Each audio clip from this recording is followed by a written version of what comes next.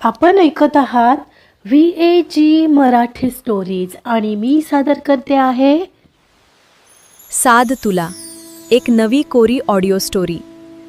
वाचकांच्या पसंतीस उतरलेली शरयू आणि मल्हारची कथा. चला सुरुवात करतेय साद तुला भाग 21. आज रात्रीचं जेवण करून शरयू तिच्या रूममध्ये इकडून तिकडे फिरत होती. तिच्या मनात विचारांचं वादळ सुरू होतं. त्या मल्हारला फेस करावं लागू नये म्हणून तिने आजचा दिवस आईस डान्सिंगचा क्लास बुडवला होता. ते बरं की अनिशलाही काही इम्पॉर्टंट काम आलेलं, त्यामुळे तो नसल्याचं सारा कोचने मेसेज करून कळवलेलं. वेळ बदलायचं तिचं निश्चित होतं, तरीही कसली आणि का अस्वस्थता छळत होती तिचं तिलाच कळत नव्हतं. नाही, माझ्याकडे त्याला पुन्हा फेस करायची ताकद नाही आहे. त्यापेक्षा मी प्रॅक्टिसची वेळच बदलून टाकते. आणखी काय करता येईल यार, पण अनिशला काय सांगणार हाही प्रश्नच आहे. ती स्वतःशीच पुटपुटत बेडवर येऊन बसली. काही असो, पण उद्या सकाळीच अनिशलाही तशी कल्पना द्यायला हवी. मनाशी ठरवून तिने सरळ स्वतःला बेडवर झोकून दिलं. पण झोप तरी कशी येणार होती. ती झोपण्याचा प्रयत्न करत होती, पण डोळ्यासमोर आईस रिंकवर पाहिलेला मल्हार तिला आठवत होता. ती बेडवर अस्वस्थपणे कुस बदलत होती.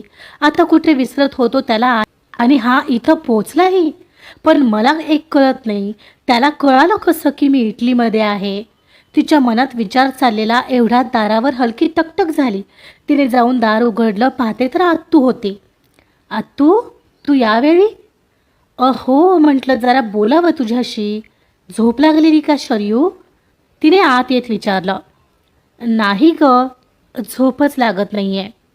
शरयूच्या चेहऱ्यावरचा ताण बघून आत्याने ओळखलं की हिच्या मनात तोच विषय सुरू आहे. काय झालं, अजूनही तोच विचार करते आहेस का? आत्याने विचारलं. विचारच जात नाही आहे आत्तू. मला त्याला फेस करायचं नाही आहे.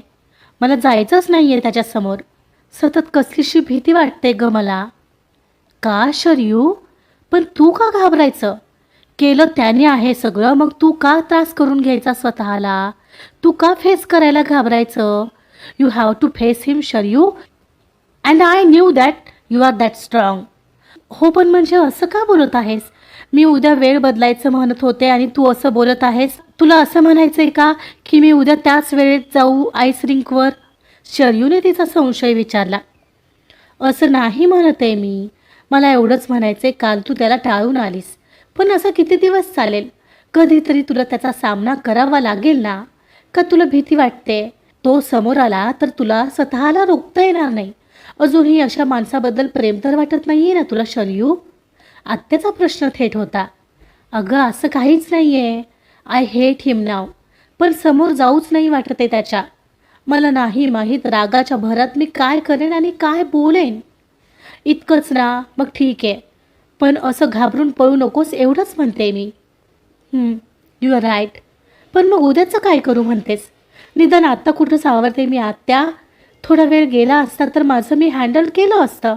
पण तो इतक्या तिथे येऊन ठेपलाय, हे अगदीच अनएक्सपेक्टेड होतं माझ्यासाठी.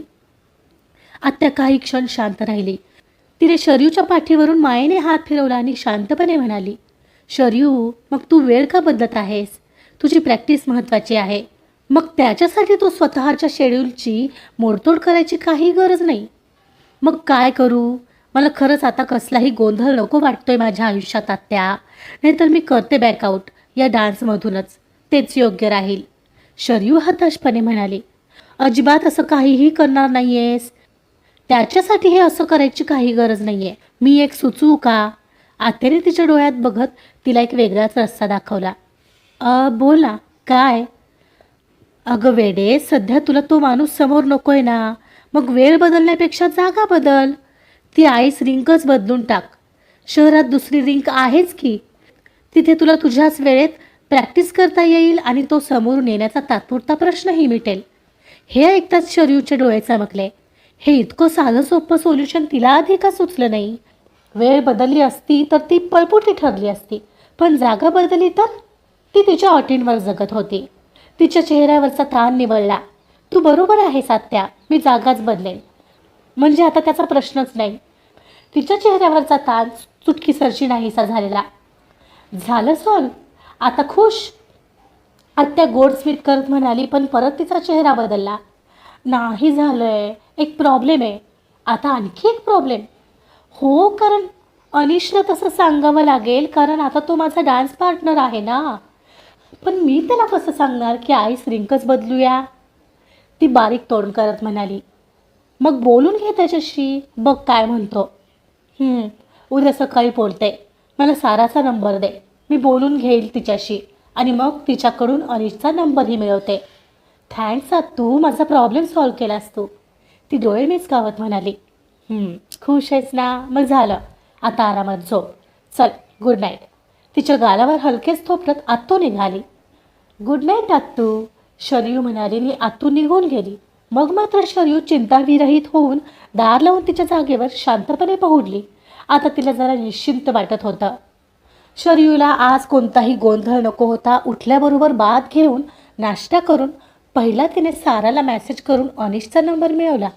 तिने अनिशचा नंबर डायल केला. रिंग वाजत होती. पलीकडून अनिशने फोन उचलला. हॅलो, अनिशचा आवाज आला. हॅलो अनिश, मी शरयू बोलते. तिचा आवाज स्पष्ट आणि कामापुरता होता. ओ हाय शरयू, चक्क तू मला कॉल केला आहेस? आय मीन परवा मला नंबर द्यायला तयार नव्हतीस आणि आज काय लगेच नंबर घेऊन कॉल? ग्रेट. पण माझ्याकडे काय काम काढलंस? कास तुला काही काम आलं आहे? तुझं बोलून झालं असेल तर मी बोलू का? ती सुस्कारा सोडत म्हणाली. हो, बोल बोल. एक प्रॉब्लेम झाला आहे. काय झालं आहे? असं नको बोलूस की स्पर्धेतून बॅकआउट करते आहेस. अरे तू मला बोलू देशील का? ॲक्च्युली मला एका बदलाविषयी सांगायचं होतं. शरयूने थेट मुद्द्याला हात घातला. मी आजपासून त्या रिंकवर प्रॅक्टिससाठी येणार नाही आहे. काही वैयक्तिक कारणामुळे मी जागा बदलते आहे. इथून पुढे आपली प्रॅक्टिस एक्सेल आईस एरेना इथं होईल. अर्थात तुला जमत असेल तर. काही जबरदस्ती नाही. अनिश क्षणभर गप्प झाला. त्याला हा बदल अनपेक्षित होता. पण अचानक तिथे काही प्रॉब्लेम झालाय का? ती रिंग जवळ पडते मला. So Anish, I said if it's not possible for you, you can find another dance partner. No issue. तिने विषयाला वळण देत आपला निर्णय ठामपणे सांगितला. अगं पण कारण तर सांग. Suddenly what happen?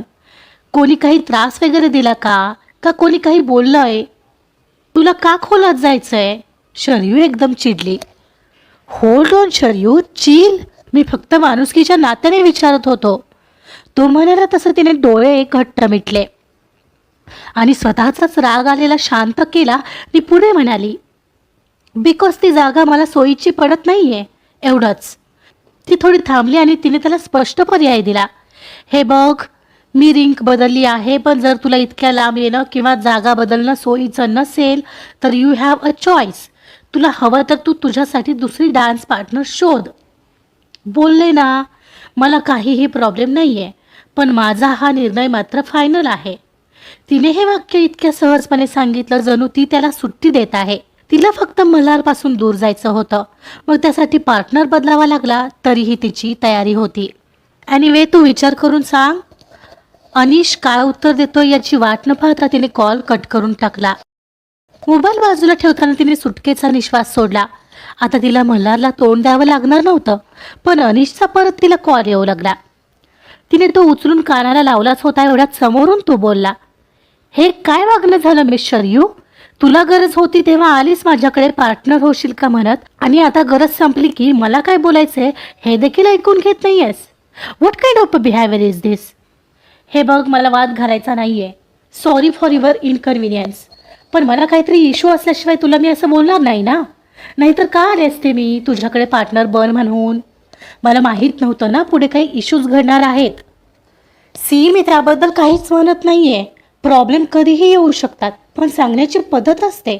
माझा काही विचार आहे हे न ऐकताच निर्णय ऐकवलास, पण माझं मतही जाणून न घेता फोन कट केलास. ही काय पद्धत आहे? इतकी गरज नसल्यासारखं झटकू नये माणसाला. आणि मी तू म्हणतेस त्या रिंकला यायला तयार होतो, पण तुलाच नको असेल ना तर ठीक आहे.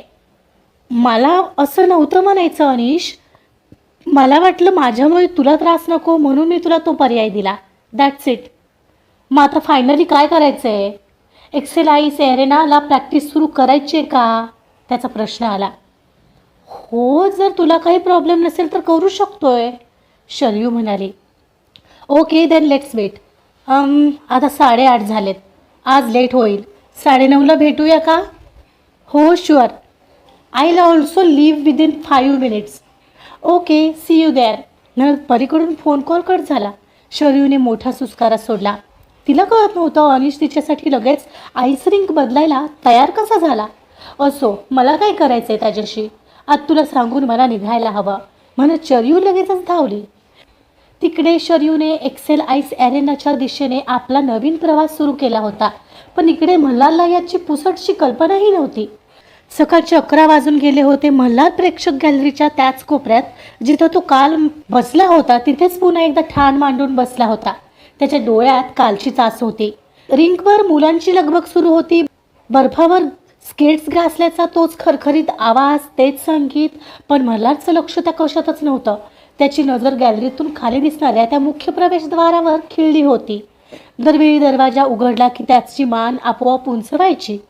असं करत दुपारचा 1 वाजला. पोटात भुकेची जाणीव झाली तसा मल्हार उठला. त्याने तिथेच गॅलरीच्या मागच्या बाजूला असलेल्या फूड कॉर्नरमधून कॉफी आणि एक सँडविच घेतलं आणि पुन्हा तिथेच येऊन थांबला. सँडविच खाताना त्याचे डोळे मात्र खालच्या दरवाजावर होते. तिथेच बसून त्याने मोबाईलवर त्याचे काही ऑफिसचे मेल्स चेक केले, काही रिप्लाय दिले. पण तरीही लक्ष सारखं घड्याळाकडे आणि दाराकडे जात होतं. आज त्याला दिवसभर वेळ होता आणि त्यामुळे तो दिवसभर तिची वाट पाहणार होता. हो म्हणता म्हणता दिवस संपला आणि सायंकाळ झाली. घड्याळात आता 7 वाजलेले. आता रिंकवर गर्दी कमी होऊ लागली तशी एक टोचणीच त्याच्या मनाला लागलेली. मल्हारच्या मनातली अस्वस्थता आता वाढू लागली. सकाळची बॅच गेली, दुपारची गेली आणि आता संध्याकाळचीही संपत आली. ती अजूनही आली नाही. It is impossible. वॉचमनने शिट्टी वाजवून गॅलरी रिकामी करण्याची सूचना केली. लाईट्स एक एक करून बंद होऊ लागले तसा मल्हार उठला. कॉफीचा रिकामा कप डस्टबिनमध्ये टाकून त्याला काय कळायचं ते कळलं. शरयूने त्याला चकवा दिलेला. आता त्याच्या चेहऱ्यावर स्पष्ट नाराजी होती. तो गॅलरीतून बाहेर आला. बाहेर रोमच्या रस्त्यावर दिवे लागले होते. थंड वारा सुटला होता. रिकाम्या हाताने आणि हजारो प्रश्नांनी भरलेल्या डोक्याने तो हॉटेलच्या दिशेने निघाला. त्याच्या मनात प्रश्नांचं काहूर माजलेलं. ती आली नाही. नव्हे, ती मला अवॉइड करते. ती येणारच नाही. मला कळत नाही. ती नाही तर नाही, पण तिच्यासोबत असणारा तो मुलगा, तोही नाही आलाय. याचा अर्थ काय? याचा अर्थ तिनं इथं येणंच बंद केलंय किंवा दुसरीकडे तरी जाते. मी या शहरातल्या सगळ्या आईस रिंक शोधेन, पण शरयू तुला शोधूनच थांबेन. मग काहीही होऊ दे. माफ कर ना यार शरयू, मी चुकलो. आय स्वेअर, मी माझ्या प्रत्येक कृतीसाठी पश्चाताप करायला तयार आहे. तू देशील ती सजा मला मान्य आहे. आजचा भाग इथेच संपलेला आहे. शरयूने आईस रिंक बदलली. मल्हार आता तिला शोधू शकेल का? बघूया त्यासाठी तो काय करतोय. जाणून घेण्यासाठी ऐकत रहा साद तुला. कथा आवडत असेल तर प्लीज लाईक करा, सबस्क्राईब करा आणि शेअर सुद्धा करा. Thank you so much.